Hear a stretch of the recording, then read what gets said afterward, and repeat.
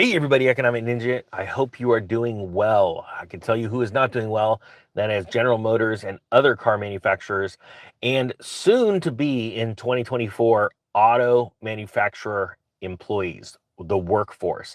The workforce thinks that they're going to get one over on the auto manufacturers, but I'm here to tell you in 2024, especially in late 2024, you're going to see layoffs on a unprecedented level in the auto industry.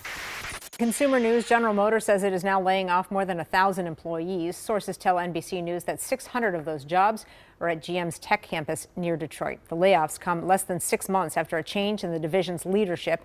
The job cuts represent just over 1% of the company's salaried workforce. In July, the car maker reported its best quarterly sales since the end of 2020.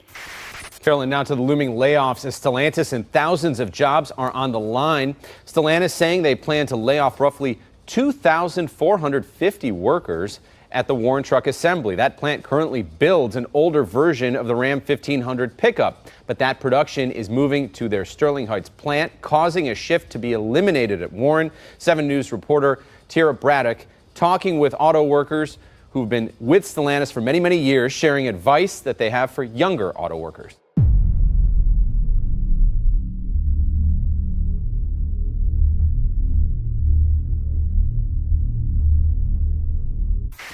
Hey everybody, Economic Ninja here. I hope you're doing great. I've got some big news to tell you, and the reason why it's big news because it might not affect you in your country, but I believe that we are going to see a trend here very shortly, and that is large-scale protests when it comes to dock workers or anyone involved in the supply chain. See,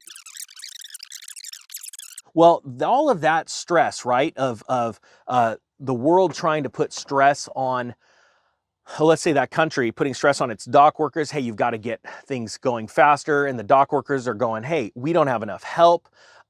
We need more tools, better equipment, so on and so forth. What happens is that pressure builds up and finally they go, look, heck with this, we're going to strike.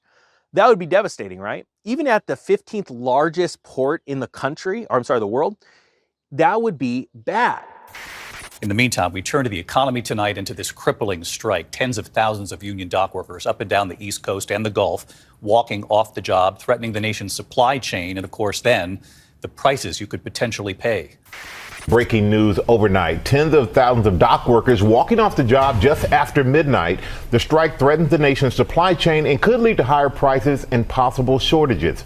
Ports from Maine to Texas, like the ones you're seeing live right now, are being impacted.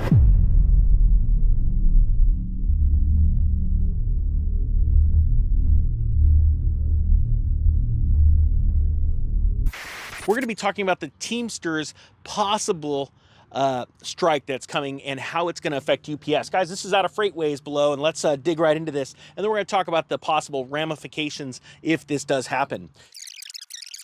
I covered a story last week about President Biden bailing out as of last week, the largest pension bailout in history by our government, which was a Teamsters pension.